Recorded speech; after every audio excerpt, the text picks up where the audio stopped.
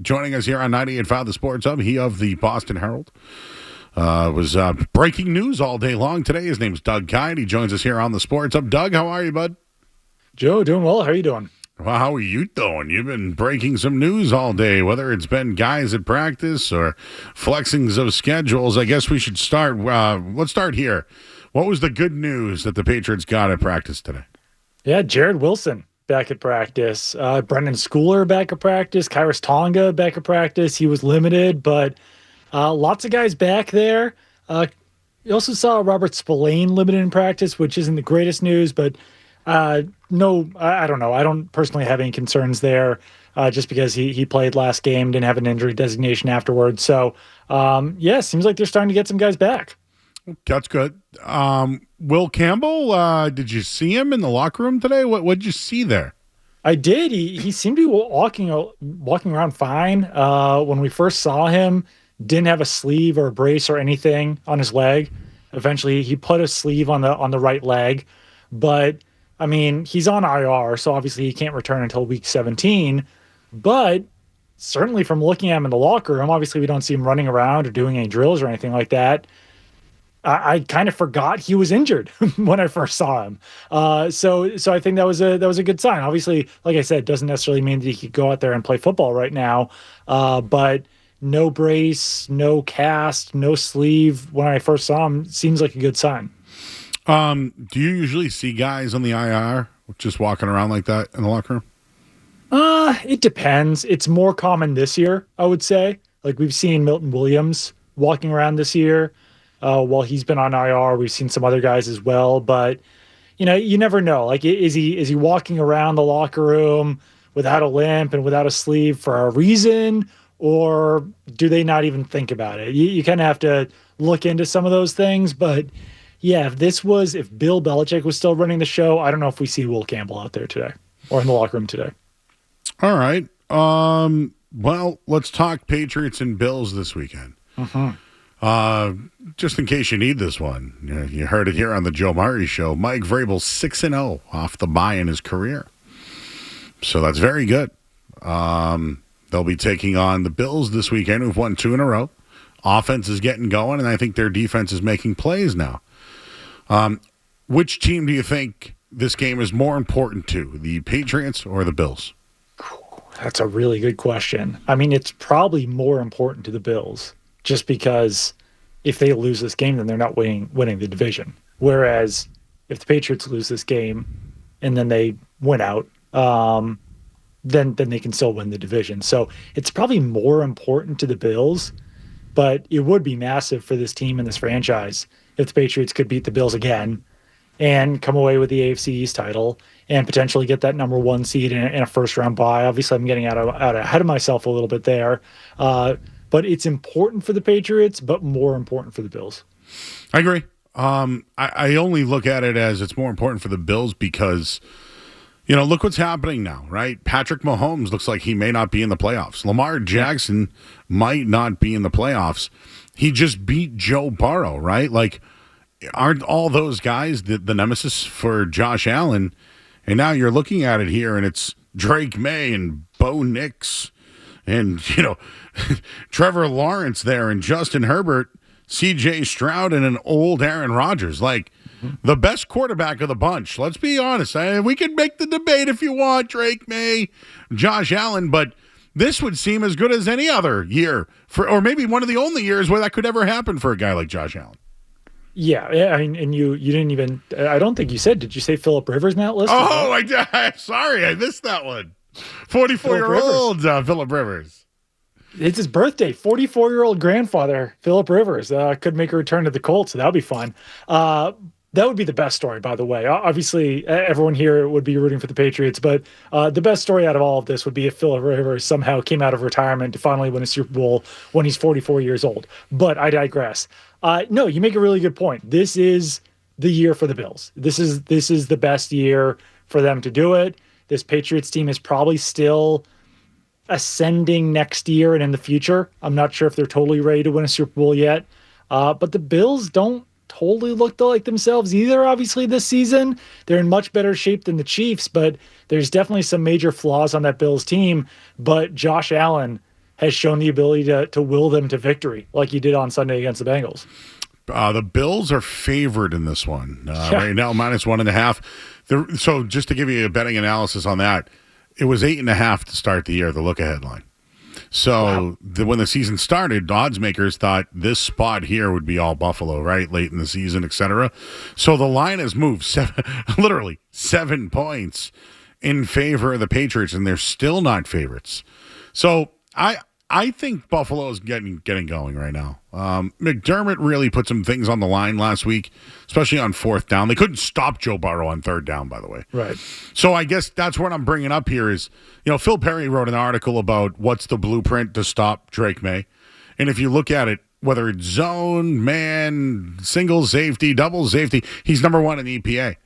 So how does that defense this week control or stop a Drake May? And I'll say on the flip side, can the Patriots stop the run? Like, look, without Milton Williams, let's be honest. I know it's not out of control numbers, but it's gotten worse every single week now. Over 100 in the previous game. The trenches is really how I'm looking at both of these games.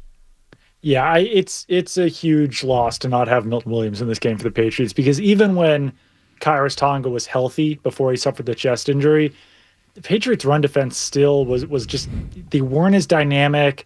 They were giving up way too much space in the middle of the defense. So I think this could wind up being a really big James Cook game, it's wild how far the tables have turned for the Patriots, because early in the season, through the first half of the season, no running back could even get 50 yards against this team. And now we're looking at it as a pretty significant weakness until Milton Williams comes back.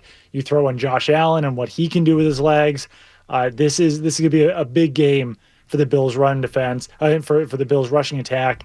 As far as how to stop Drake May, there really isn't a great answer right now, because that Bills defense, you'd like them to force turnovers against Drake May, or they'd probably like to force turnovers, but Drake May really doesn't turn the ball over at this point more than one time per game, if that. So I don't think you can really get him very flustered. If you can somehow get him to throw as inaccurate as he was in the first half of that Bengals game, maybe that's how you stop him. But that didn't really seem to be anything that the Bengals were doing, and really seemed more kind of like mechanically or in Drake May's head. So no, there's no real great answer on how to stop Drake May. But this Bills defense does have to continue to generate turnovers like they did against Joe Burrow. All right, we're talking with Doug Kyed, he of the Boston Herald, joining us on 98.5 The Sports Hub. You mentioned James Cook. He's actually fumbled in his last two games. Fumbled on the goal line this week, where I think they got Josh Allen going again. He scored that long touchdown, had that big, was it a third down play to kind of end the game as well. But in the previous meeting, he had 15 carries for 49 yards. To me, that's just not enough. Do you think that they'll have a bigger game plan for James Cook this week, or do they stick to their tight ends who played well over the weekend? Dalton Kincaid, Knox, all those guys. They had a pretty good weekend, and I think their third tight end might have scored a touchdown. Do the Patriots have guys that can match up with tight ends? Not really. I still look at that as a weakness for the Patriots defense as well, their ability to stop tight ends.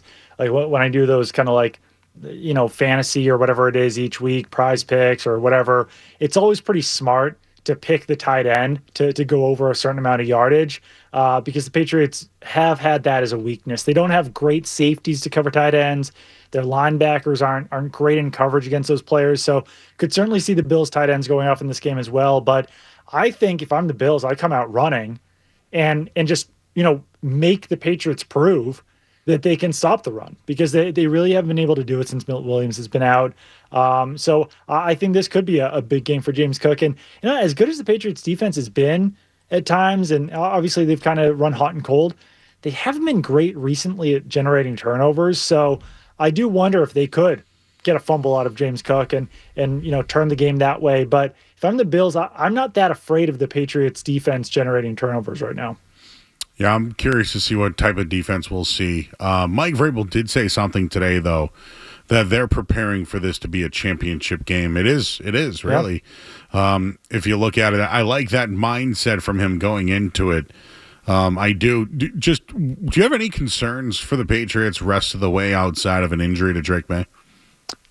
Yeah, I mean, there certainly, if injuries continue to pile up, then it could be a problem. But I'm just really curious to see how they come out of this bye. Because as you mentioned before, Mike Vrabel 6-0 coming off the bye.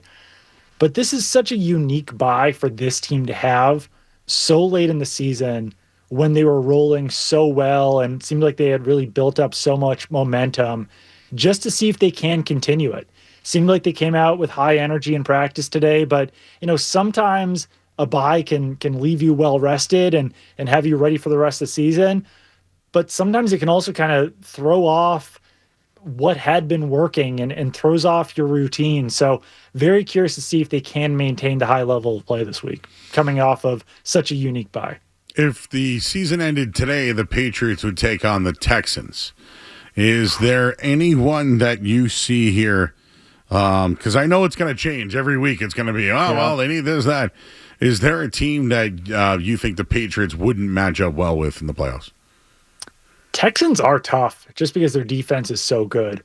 I would worry probably more about the Texans than I would, let's say, like the Chargers, the Steelers, the Jaguars, even the Colts. Those teams don't scare me as much just because the Texans do have that one elite unit on their team. So I don't love that matchup.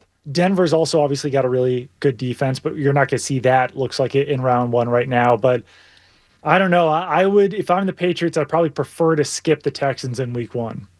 How do you think they'll play out the end of the season? Do these next two games truly matter?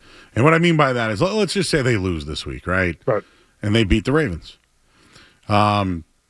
They basically, I think they clinched the AFC East if that's the case. And really now they're just battling for the number one seed, but the Broncos have a pretty tough schedule. Do you think there's any way that if they lock up the number one seed, they would rest guys rest of the way? I wouldn't be shocked if that's something that happens in like week 18 situation where, yeah, you rest Drake May for a half or you rest because I feel like Mike Vrabel's been good about that in practices where, all right, you give Morgan Moses a rest, you give Harold Landry a rest, you give Robert Spillane a rest. So I think some of those guys who do have a lot of tread on the tires, you probably see them rest late in the season if they are able to lock up the number one seed. And then, yeah, maybe you do it with Drake May as well, just in order to, keep him on the field, keep him healthy. You don't want to, you want to mitigate any risks with your most valuable players. And even like Will Campbell, maybe you don't rush him back for week 18 if that's the situation.